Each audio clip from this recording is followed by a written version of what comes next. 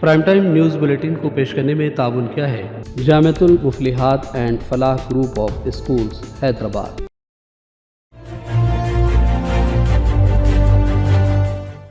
अस्सलाम वालेकुम नाज़रीन, सियासत टीवी के प्राइम टाइम में आप सबका तहदीद से इस्तकबाल है। मैं हूं फरजान अहमद। सबसे पहले पेश है प्राइम टाइम की headlines. Chief minister Revanth Reddy ने दिल्ली में वज़ीर दिफा राजनाथ सिंह और दीगर वज़रा से की मुलाकातें। तेलंगाना के हल तलब मसाइल और बजट समेत दीगर उमूर पर बातचीत। तेलंगाना कांग्रेस के सीनियर लीडर और एमएलसी जीवन रेड्डी ने बीआरएस के अरकान असम्बली को कांग्रेस में शामिल करने के इक़दाम की मुखालिफत कर दी। कहा, मशवरा तक नहीं किया गया, कायदीन से सोच समझ कर कदम उठाने की appeal.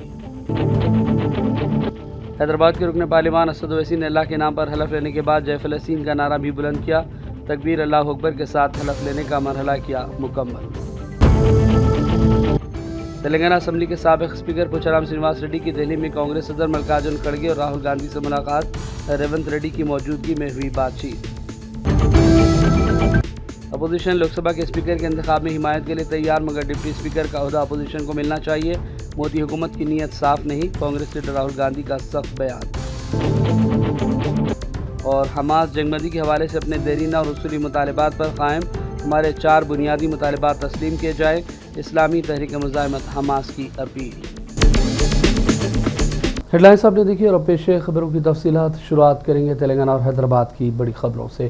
Chief minister Revanth Reddy Delhi के दौरे पर हैं। उन्होंने कहा कि तेलंगाना हुकूमत के कामों के सिलसिले में वज़ीर दिफा राजनाथ सिंह और दीगर वज़रा से मुलाकातें जारी हैं। इसके अलावा तेलंगाना के तमाम हलदर मसाइल और बजट में तेलंगाना की तरक्की समेत दीगर इक़दामात के हवाले से भी बातचीत की गई है। ताज़ा इत्तलात के मुताबिक रेवंत रेड्डी ने सोनिया गांधी और प्रियंका गांधी से भी नई दिल्ली दौरे के मौके पर मुलाकात की है। तेलंगाना सरकार के तरफ से राजनाथ सिंह जी और कटर जी से हम लोग मिले थे। 2492 एकर्स ऑफ लैंड डिफेंस के तेलंगाना सरकार को बदलने के लिए हम दरखास्त किए थे। बहुत दिन हुआ, वो पेंडिंग पड़ा हुआ है। इसीलिए राजनाथ सिंह जी से हम लोग मिलकर वो जो हम लोग तेलंगाना सरकार की जगह डिफेंस के लिए बदली किए, मगर वापस में जो तेलंगाना को जो मिलने का जगह था वो नहीं मिला था। इसीलिए हम लोग राजनाथ सिंह से तेलंगाना सरकार के तरफ से हमारा दरखास्त किए, आगे कार्रवाई करने के लिए राजनाथ सिंह जी ने वादा किया था। दूसरी बात, हर प्रदेश में सैनिक स्कूल है। पूरा हिंदुस्तान में उत्तर प्रदेश में 3 सैनिक स्कूल है, आंध्र प्रदेश में 2 है, कर्नाटक में हर प्रदेश में सैनिक स्कूल है केंद्र सरकार के, मगर तेलंगाना में कोई एक भी सैनिक स्कूल नहीं है। 10 साल केसीआर पूछा है नहीं, मोदी जी दिया ही नहीं। इसीलिए इस बार हम लोग राजनाथ सिंह जी से मिलकर तेलंगाना के लिए, तेलंगाना स्टूडेंट्स के लिए, विद्यार्थियों के लिए सैनिक स्कूल देने के लिए हम लोग रिप्रेजेंट किए। राजनाथ सिंह जी ने कोशिश करने के लिए वादा किया, तो इसीलिए तुरंत सैनिक स्कूल भी तेलंगाना को देने के लिए हम लोग राजनाथ सिंह से रिक्वेस्ट किए। और कटर जी से जो हैदराबाद डेवलपमेंट के लिए, मूसी रिवर फ्रंट के लिए एंड मेट्रो रेल के लिए and prime minister Awas Yojana में गरीब लोगों को घरों के लिए हम लोग रिप्रेजेंट किए। हमारा जितने भी पेंडिंग इश्यूज है 2 मंत्रियों से, दोनों से मिलकर तेलंगाना सरकार को, तेलंगाना जनता को जो मिलने का है वो पूरा रिप्रेजेंटेशन दे चुके हैं। आगे बजट में तेलंगाना के लिए जो फंड्स लगाना है तेलंगाना डेवलपमेंट के लिए, मैं ये याद दिलवाया। नरेंद्र मोदी जी ने बार बार 5 ट्रिलियन इकोनॉमी के बारे में बात कर रहा है। जब हिंदुस्तान के बजट, हिंदुस्तान के इकोनॉमी 5 ट्रिलियन पहुंचना है तो हिंदुस्तान में 5 मेट्रोपॉलिटन सिटीज़ है, दिल्ली, मुंबई, बेंगलुरु, कलकत्ता, हैदराबाद। तो 5 जो मेट्रोपॉलिटन सिटी है उसमें से हैदराबाद एक है। इसीलिए मूसी रिवर रिजुनेट करने के लिए फंड्स और मेट्रो, हैदराबाद में 1.5 करोड़ जनता है तो मेट्रो रेल के बहुत ज़रूरत है। इसीलिए केंद्र सरकार से हम लोग ये पूरे डेवलपमेंट के लिए हम रिप्रेजेंटेशन किया। हमारे 8 एमपीओं को साथ लेकर गए, 2 राज्यसभा एमपीओं को हम साथ में लेकर गए। आगे हम लोग केंद्र सरकार से जो तेलंगाना को मिलना है उसके बारे में दरखास्त की, आगे कार्रवाई करने के लिए केंद्र सरकार ने कहा। तेलंगाना कांग्रेस के सीनियर लीडर और रुकन कौंसिल जीवन रेड्डी ने बीआरएस के अरकान असम्बली को कांग्रेस में शामिल करने के इक़दाम की मुखालिफत की। हैदराबाद में वाक़ अपनी क़यामगाह पर मीडिया से बातचीत के दौरान जीवन रेड्डी ने कहा कि तेलंगाना में कांग्रेस हुकूमत को दरकार अक्सरियत से ज़्यादा अरकान हैं। उन्होंने कहा कि कांग्रेस के 65 अरकान असम्बली है, एमआईएम के 7 अरकान भी ज़रूरत पड़ने पर बीजेपी की मुखालिफत में कांग्रेस का साथ देंगे। इसलिए एमआईएम के अलावा सीपीआई के एक रुकन को मिलाकर कांग्रेस के अरकान की तादाद 73 तक जा पहुँचेगी। ऐसे में कांग्रेस पार्टी को बीआरएस के अरकान असम्बली को शामिल करने की ज़रूरत नहीं है। మనస్తాపానికి గురైన వాళ్ళు ఏ విధంగా బాధ వ్యక్తం చేస్తున్నారు, కార్యకర్తలు ఏదైతుందో ఈ రెండు ఎన్నికల్లో కూడా ఆచితూచి పొందలేని పరిస్థితులు, కొంత అదంతా బాధతో ఉన్నటువంటి పరిస్థితులు. ఇవాళ మరి ఇక్కడ ఇంతకాలం ఏదైతుందో ఎవరితోనైతే పోరాటం చేసినామో మరి ఆ శాసనసభ్యులను ఏదైతుందో ఏకపక్షంగా పార్టీలో చేర్చుకోవడం పట్ల కార్యకర్తలందరూ కూడా వారి యొక్క బాధ, వాస్తవంగా పార్టీ బలోపేతం అనేది ప్రధానమని చెప్పారు. అటువంటి పార్టీ బలోపేతం కొరకు అగ్రనిశలు కృషి చేసి 4 దశాబ్దాల ఈ ప్రాంతం పార్టీ పటిష్టానికి పనిచేస్తుంది, ప్రజలకు అందుబాటులో ఉండి సమస్యల పరిష్కారానికి తోడ్పడుతున్న పరిస్థితుల్లో ఇవాళ సరే శాసనసభ్యుల సంఖ్యాబలం అనే భావనే కావచ్చు, ఆలోచన ఏదైనా కానీ ఏదైతుందో ఏకపక్షంగా నిర్ణయం తీసుకోవడంతో కార్యకర్తలు తట్టుకోలేకపోతున్నారు. వారి యొక్క మరి ఆలోచన సూచనలు దానికి అనుగుణంగా భవిష్యత్తు కార్యక్రమాన్ని నిర్ణయం తీసుకొని జరుగుతుంది. మరి భవిష్యత్తు కాలం నిర్ణయిస్తుంది. భవిష్యత్తు నిర్ణయం ఏదైతుందో కాలం నిర్ణయిస్తుంది, దానికి అనుగుణంగా ముందుకు పడుతుంది. ఇప్పుడు శ్రీధరబాబుతో మీరు మాట్లాడారు కదా, మీరు అంటే ఆయన మీరు సమ్మతించారా? విద్వత్ సంతృప్తి అనేది కాదు, జరిగిన పరిణామాలపై ఏదైతుందో చర్చించడం జరిగింది. हैदराबाद के रुकन पार्लियामेंट असद ओवैसी ने अल्लाह के नाम पर हलफ लिया। उन्होंने अल्लाह ताला की तारीफ़ के साथ अपना हलफ लेने का मरहला शुरू किया और अख्ताम से कबल जय फ़लस्तीन का नारा भी पार्लियामेंट में बुलंद किया। आइए देखते हैं ये मनाज़िर। नहमदुहु व नुसल्ली अला रसूलिल करीम, अम्मा बाद, फ़ाऊज़ु बिल्लाहि मिनश शैतानिर रजीम, बिस्मिल्लाहिर रहमानिर रहीम। मैं असदुद्दीन ओवैसी, जिसे लोकसभा का रुकन मुंतखब किया गया है, अल्लाह के नाम से हल्फ उठाता हूँ कि मैं भारत की आइन पर जो क़ानून के मुजब तय पाया है एतक़ाद रखूँगा, उसका वफ़ादार रहूँगा।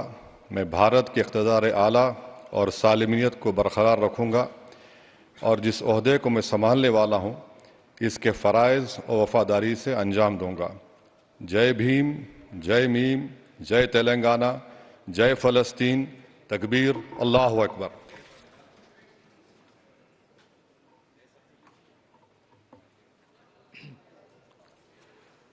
श्री कोंडा विश्वेश्वर रेड्डी।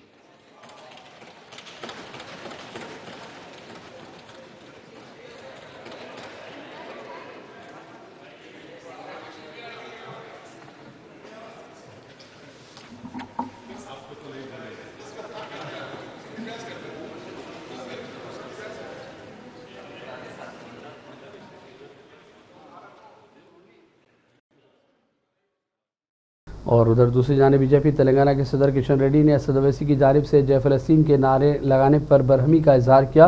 उन्होंने कहा कि ये नारा पार्लिमानी उसूलों के खिलाफ है। जय फ़लस्तीन का आज मजलिस पार्टी के संसद पार्लियामेंट में वोट लेते होकर जो जय फ़लस्तीन का स्लोगन दिया गया, ये बिल्कुल गलत है। ये पार्लियामेंट के रूल्स के मुताबिक ये जो स्लोगन दिया गया ये बिल्कुल ये नाम्स के खिलाफ है और भारत में रहकर भारत के संविधान में भारत माता को जय नहीं बोलते, मगर फ़लस्तीन को जय बोलना, ये आम जनता से मैं अनुरोध करता हूँ। ये ऐसे लोग कैसे कैसे आज देश में कॉन्स्टिट्यूशन के नाम पर एंटी कॉन्स्टिट्यूशनल का काम कर रहे हैं, ये लोग समझना चाहिए। तेलंगाना असम्बली के साबिक स्पीकर और बीआरएस से कांग्रेस में शामिल हुए लीडर पोचाराम श्रीनिवास रेड्डी ने दिल्ली में कांग्रेस सदर मल्लिकार्जुन खड़गे और राहुल गांधी से भी मुलाकातें की। इस मौके पर रेवंत रेड्डी और दीगर कांग्रेस कायदीन मौजूद थे। याद रहे कि हाल ही में पोचाराम श्रीनिवास रेड्डी ने कांग्रेस में शमूलियत इख्तियार की और रेवंत रेड्डी ने कहा था कि किसानों की फलाह बहबूद के लिए किए जाने वाले इक़दाम के सिलसिले में श्रीनिवास रेड्डी से मुशावरत की जाएगी। इम्कान है कि उन्हें पार्टी कोई अहम ओहदा भी दे सकती है। पी श्रीनिवास रेड्डी ने मीडिया से बातचीत की। उन्होंने कहा कि तेलंगाना रियासत रेवंत रेड्डी की क़यादत में तरक्की की राहें तय करेगी और वो तमाम मुमकिन ताउन करने और पार्टी के लिए खदमात अंजाम देने तैयार रहेंगे। मल्लिकार्जुन खड़गे राहुल से मुलाकात के हवाले से उन्होंने इजहार तशक्कुर किया। किसानों के लिए कांग्रेस हुकूमत के इक़दामात की भी भरपूर अंदाज में तारीफ की। తెలంగాణ రాష్ట్రంలో గౌరవనీయులు రాష్ట్ర ముఖ్యమంత్రి రేవంత్ రెడ్డి గారి నాయకత్వంలో గత 6 మాసాలుగా ప్రభుత్వ పనితీరు, పరిపాలన, అంకిత భావం, పట్టుదల ఇవన్నిటిని నేను ఒక సీనియర్ రాజకీయవేత్తగా, ఒక శాసనసభ్యుడిగా గ్రహిస్తూ వచ్చాను. రాష్ట్ర ప్రగతి కావాలన్నా, పేదల కష్టాలు తీరాలన్నా, రైతాంగం హాయిగా ఉండాలన్నా రేవంత్ రెడ్డి గారి నాయకత్వాన్ని బలపరచాలన్న సంకల్పంతో నేను నిన్నగాక మొన్న వారి ఆధ్వర్యంలో కాంగ్రెస్ పార్టీలో చేరాను.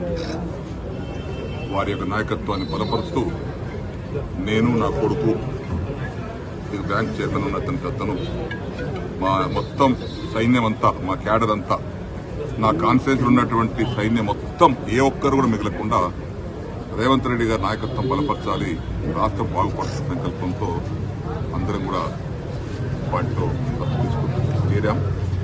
అదేవిధంగా ఈరోజు జాతీయ అధ్యక్షులైనటువంటి గౌరవనీయులు ఖార్గే గారిని, అదేవిధంగా రాష్ట్ర జాతీయ నాయకులైనటువంటి मल्लिकार्जुन हल्के लोकसभा से बीजेपी के टिकट पर कामयाब ईटला राजेंद्र ने भी आज हलफ ले लिया। उन्होंने तेलुगु जबान में ऐवान में हलफ लिया और मल्लिकार्जुन अवाम से इजहार तशक्कुर भी किया, जिन्होंने ईटला को ऐवान पार्लियामेंट में पहुंचाया है।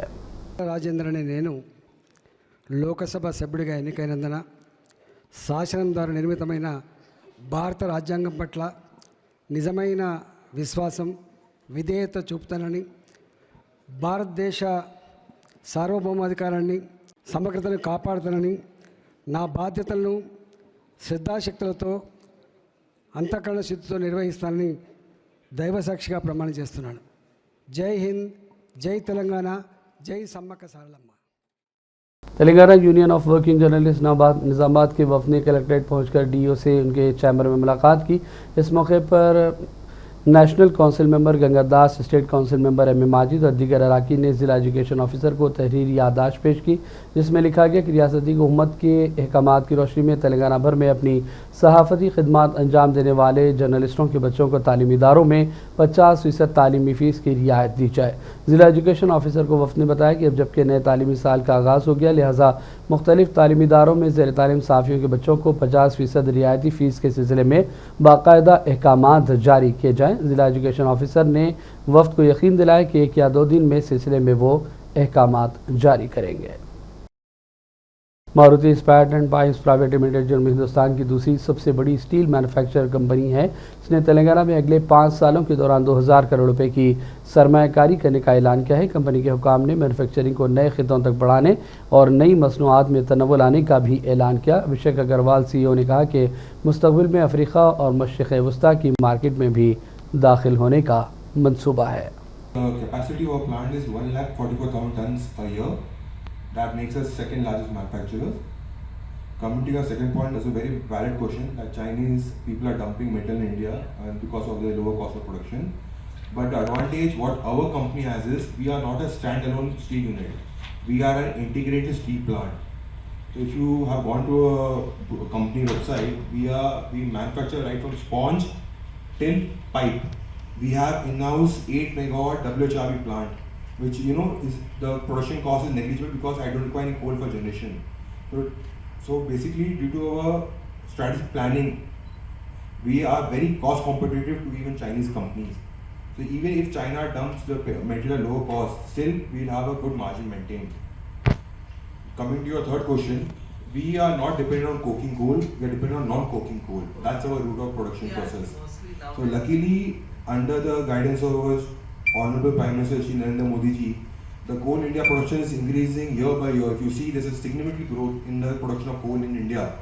And soon, I believe, the way the production is increasing, the dependence on import will reduce and further will increase our margins. Pipes are, ma'am, see, you have to understand one thing. What happens is, when you connect a river to a city, there are 4 types of pipe required. Initially, there are large dia pipes which we call LSAW pipe. After that, those pipes connect to ductile iron pipes. After that, it connects to ERW pipes. So the quantity of requirement of ductile iron and LSAW is very less. So you can understand that how much river connection will you do. But the end point, when you connect to your customer home or other, the ERW pipes are required. So demand is huge compared to that. And not only that, ERW pipe has application in various range. Everywhere around you, railings, structure, airports, everywhere you find a pipe is replacing all structures. South west zone के DCP Uday Kumar ने कहा कि रात 12 बजे के बाद घरों से गैर ज़रूरी बाहर न निकले, इसके खिलाफ कार्रवाई की जाएगी। रातों में अवामी मकामात पर हर किस्म का नशा करने वालों के खिलाफ भी सख्त कार्रवाई का उन्होंने इंतबाह दिया। उन्होंने कहा कि पुलिस के साथ भरपूर ताउन करें और सोशल मीडिया पर जारी अफवाहों पर तवज्जो न दी जाए। हमारे पास police and task force everything police इधर है। मैं अभी आज एक पोस्ट आया सोशल मीडिया में, वो रॉन्ग है। पुलिस डिपार्टमेंट नया इंस्ट्रक्शंस कोई नया आया, वही ओनली पुराना इंस्ट्रक्शंस क्या है वही कैरी कर रहे। पूरा ओनली वाइन शॉप एस्टैब्लिशमेंट्स 12 को बंद करते पूरा, अभी ऐसा मेंटेन कर रहे। आज आया पोस्ट है वो करेक्ट नहीं है, वो बोलने का मैं अभी प्रेस वालों की इधर बुलाया। पूरा पब्लिक सेफ्टी के वास्ते एंटायर 10 पुलिस स्टेशन में अभी 20 vehicle checking parties चल रहे इधर। Every ACP, DCP, inspectors all are on the roads every day check చేస్తున్నాం మేము। నిన్న ఎవ్రీడే 50 నుంచి 80 వెహికల్స్ మేము నెంబర్ లేని వెహికల్స్ సీజ్ చేస్తున్నాము। వాటన్నిటి మీద కూడా लीगल एक्शन తీసుకుంటాం। अभी लीगल एक्शन लेते अभी पूरा पब्लिक मैं रिक्वेस्ट कर रहा हूँ पुलिस को कोऑपरेशन करके अभी पब्लिक पीस के वास्ते ये लॉ एंड ऑर्डर कंट्रोल के वास्ते एवरीवन सपोर्ट कर रहे हैं। अभी ये पूरा ओनली एवरीडे नाइट 12 o'clock बंद करते, पूरा ओनली वाइन शॉप 11 o'clock बंद करना, पूरा ऑल पांच शॉप 12 को बिफोर 12 को क्लोज करना पूरा। और अब लेते हैं छोटा सा ब्रेक के बाद दोबारा हाजिर होंगे। Jamiatul Muflihat and Falah group of schools नए तालीमी साल के लिए दाखिले जारी है। नर्सरी तक 10th इंग्लिश और उर्दू मीडियम, इस्लामी स्टडीज, नाजिरा व हिफ्स और आलिमियत कोर्स के साथ इसके अलावा 10वीं जमात कामयाब लड़के व लड़कियों के लिए 3 साला आलिम कोर्स, फजीलत और तदरीस शोबे हिफ्स। हमारे ब्रांचेस कोत्तापेट, बालापुर, शरीफ नगर, RCI रोड और किशनबाग। लड़के और लड़कियों के लिए हॉस्टल और ट्रांसपोर्ट की सहूलत के अलावा सेपरेट बिल्डिंग्स। अपने बच्चों की दीन दुनिया की मियारी तालीम के लिए जल्दी कीजिए, दाखिले महदूद हैं। सियासत टीवी की न्यूज़ बुलेटिन में फिर एक मरतबा आपका खैर मकदम है। लोकसभा स्पीकर की हिमायत के ताल्लुक से कांग्रेस से राहुल गांधी ने सख्त बयान दिया। उन्होंने कहा कि अपोजिशन लोकसभा के स्पीकर के इंतखाब में तायद के लिए तैयार है, लेकिन डिप्टी स्पीकर का ओहदा अपोजिशन को मिलना चाहिए। आइए देखते हैं राहुल गांधी का ये बयान। आज अखबार में लिखा है, प्रधानमंत्री ने कहा है कि ऑपोजिशन को कंस्ट्रक्टिवली सरकार के साथ कोऑपरेट करना चाहिए। ऑपोजिशन ने क्लियरली कहा है, राजनाथ सिंह जी का खारगे जी को फोन आया, राजनाथ सिंह जी ने खारगे जी से कहा देखिए आप हमारे स्पीकर को सपोर्ट कीजिए। ऑपोजिशन, पूरी ऑपोजिशन ने कहा है, हमने सबसे बात की है, पूरे ऑपोजिशन ने कहा है कि हम स्पीकर को सपोर्ट करेंगे, मगर कन्वेंशन ये है कि डेप्यूटी स्पीकर ऑपोजिशन को मिलना चाहिए। राजनाथ सिंह जी ने कल शाम कहा था कि वो खारगे जी को कॉल रिटर्न करेंगे। अभी तक राजनाथ सिंह जी ने खारगे जी का कॉल रिटर्न नहीं किया। तो मोदी जी कह रहे हैं कंस्ट्रक्टिव कोऑपरेशन हो, और फिर हमारे नेता को इंसल्ट करा जाता है। तो नियत साफ नहीं है। नरेंद्र मोदी जी कोई कंस्ट्रक्टिव कोऑपरेशन नहीं चाहते हैं, क्योंकि कन्वेंशन है कि डेप्यूटी स्पीकर ऑपोजिशन का होना चाहिए और हमने कहा है, पूरे ऑपोजिशन ने कहा है कि अगर कन्वेंशन फॉलो किया जाएगा तो पूरा समर्थन स्पीकर के इलेक्शन में हम देंगे। तो ये मैं आपको क्लैरिफाई करना चाह रहा था। तो अभी क्या स्टेटस है? यूपीए के समय में हमने दिया था। बिल्कुल। तो मेरा कहना है कि नरेंद्र मोदी जी कहते कुछ है और करते कुछ है, यही इनकी फॉर्मूला है, यही इनकी स्ट्रेटजी है और इनको ये बदलना ही पड़ेगा। अभी का क्या स्टेटस है?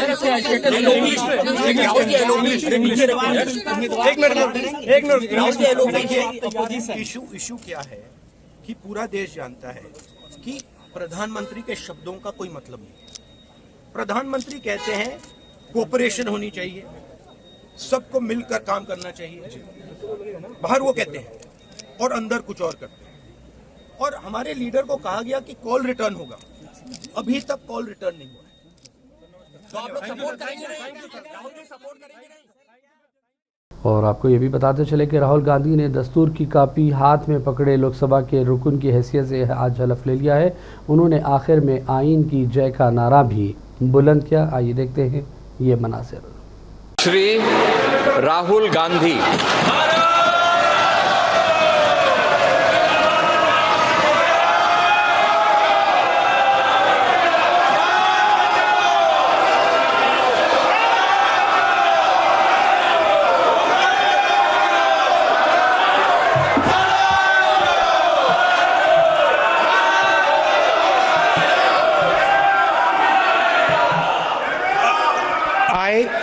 Rahul Gandhi, having been elected a member of the House of the People, do solemnly affirm that I will bear true faith and allegiance to the Constitution of India as by law established, that I will uphold the sovereignty and integrity of India, and that I will faithfully discharge the duty upon which I am about to enter. Jai Hind, Jai Samvidhan.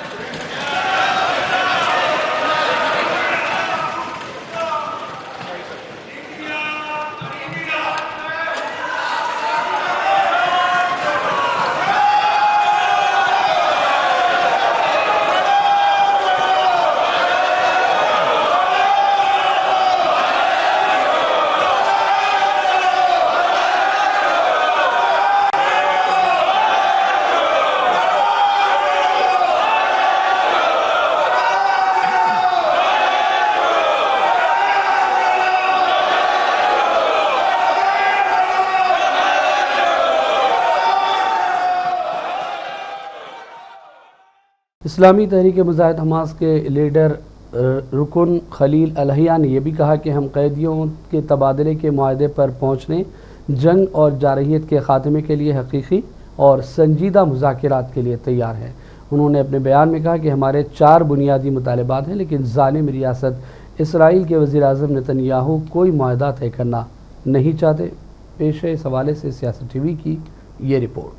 Islami Tehreek मुज़ाहिमत Hamas के Gaza पट्टी में नायब सदर और political bureau के रुकन खलील अलहिया ने कहा कि उनकी जमात कैदियों के तबादले के मुआहदे पर पहुँचने, जंग और जारहियत के ख़ात्मे के लिए हकीकी और संजीदा मुज़ाकिरात में दाखिल होने के लिए तैयार है। एक इंटरव्यू में उन्होंने कहा कि अगर इसराइली काबिज़ रियासत सदर बाइडन की जंगबंदी की तजावीज़ पर अमल करेगी और जो कुछ हासिल करना चाहती है तो इसे गजा में जारहियत को फौरी तौर पर रोक देना होगा। उन्होंने साफ तौर पर कहा कि हमास जंगबंदी के हवाले से अपने देरीना और उसूली मुतालबात पर कायम है। हमारे 4 बुनियादी मुतालबात हैं। गजा में मुस्तकिल जंगबंदी की जाए और इसराइली फ़ौज का गजा से मुकम्मल तखलिया कर दिया जाए। तमाम बेघर फ़लस्तीनियों को उनके घरों की वापसी की इजाज़त दी जाए और कैदियों के तबादले के लिए हकीकी और बावकार तरीक़े तय किए जाएँ और उसके बाद गजा की जंगी बुनियादों पर तामीर नौ शुरू की जाए। हमास इन मुतालबात को लेकर अपने सालिसों के साथ बातचीत के लिए तैयार हैं ताकि किसी ठोस मुआहदे तक पहुंचा जा सके। हमास क़ायद ने निशानदही की कि नेतन्याहू कोई मुआहदा तय करना नहीं चाहते। हर रोज़ वो इनकाली बयानात का ऐलान करते हैं जो तकरीबन 9 महीने पुराने हैं। वो मुज़ाहिमत यानी हमास को भी ख़त्म नहीं कर सकते और न ही मुस्तक़बिल में ऐसा कर सकेंगे। ब्यूरो रिपोर्ट, सियासत टीवी। अफगानिस्तान के वज़ीर ख़ारजा आमिर खान मुत्तक़ी ने अफगानिस्तानी टीम के कप्तान राशिद खान को वर्ल्ड कप के सेमीफाइनल में पहुंचने पर मुबारकबाद पेश की और टीम की मज़ीद कामयाबी के लिए नेक तमन्नाओं का भी इजहार किया। अफगान क्रिकेट टीम के सोशल मीडिया प्लेटफॉर्म एक्स पर बातचीत का ये पूरा वीडियो मौजूद है। और अब आखिर में हेडलाइंस पर डालेंगे एक और नजर। चीफ मिनिस्टर रेवंत रेड्डी ने दिल्ली में वजीर दिफा राजनाथ सिंह और दीगर वज़रा से की मुलाकातें, तेलंगाना के हल तलब मसाइल और बजट समेत दीगर उमूर पर बातचीत। तेलंगाना कांग्रेस के सीनियर लीडर और MLC जीवन रेड्डी ने BRS के अरकान असम्बली को कांग्रेस में शामिल करने के इक़दाम की मुखालिफत कर दी। कहा मशवरा तक नहीं किया गया, कायदीन से सोच समझ कर कदम उठाने की अपील। हैदराबाद के रुकन पार्लिमान असद ओवैसी ने अल्लाह के नाम पर हलफ लेने के बाद जय फ़लस्तीन का नारा भी बुलंद किया। तकबीर अल्लाह अकबर के साथ हलफ लेने का मरहला किया मुकम्मल। तेलंगाना असम्बली के साबिक़ स्पीकर पोचाराम श्रीनिवास रेड्डी की दिल्ली में कांग्रेस सदर मल्लिकार्जुन खड़गे और राहुल गांधी से मुलाकात, रेवंत रेड्डी की मौजूदगी में हुई बातचीत। अपोजिशन लोकसभा के स्पीकर के इंतखाब में हिमायत के लिए तैयार, मगर डिप्टी स्पीकर का ओहदा अपोजिशन को मिलना चाहिए। मोदी हुकूमत की नीयत साफ नहीं, कांग्रेस लीडर राहुल गांधी का सख्त बयान। और हमास जंगबंदी के हवाले से अपने देरीना और उसूली मुतालबात पर कायम, हमारे 4 बुनियादी मुतालबात तस्लीम किए जाए, इस्लामी तहरीक मुज़ाहिमत हमास की अपील। प्राइम टाइम का सिलसिला फिलहाल यही ख़त्म करते हैं। मोहम्मद फरजान अहमद को पूरी टीम के साथ इजाज़त दें। देखते रहिए सियासत TV। अल्लाह हाफिज़। प्राइम टाइम न्यूज़ बुलेटिन को पेश करने में ताउन किया है Jamiatul Muflihat and Falah group of schools Hyderabad. Jamiatul Muflihat and Falah group of schools नए तालीमी साल के लिए दाखिले जारी है। नर्सरी से 10th इंग्लिश और उर्दू मीडियम, इस्लामी स्टडीज, नाज़िला व हिफ्ज़ और आलिमियत कोर्स के साथ इसके अलावा 10वीं जमात कामयाब लड़के व लड़कियों के लिए 3 साला आलिम कोर्स, फजीलत और तदरीस शोबे हिफ्ज़। हमारे ब्रांचेस कोत्तापेट, बालापुर, शरीफ नगर, RCI रोड और किशनबाग। लड़के और लड़कियों के लिए हॉस्टल और ट्रांसपोर्ट की सहूलत के अलावा सेपरेट बिल्डिंग्स। अपने बच्चों की दीन और दुनिया की मियारी तालीम के लिए जल्दी कीजिए, दाखिले महदूद हैं।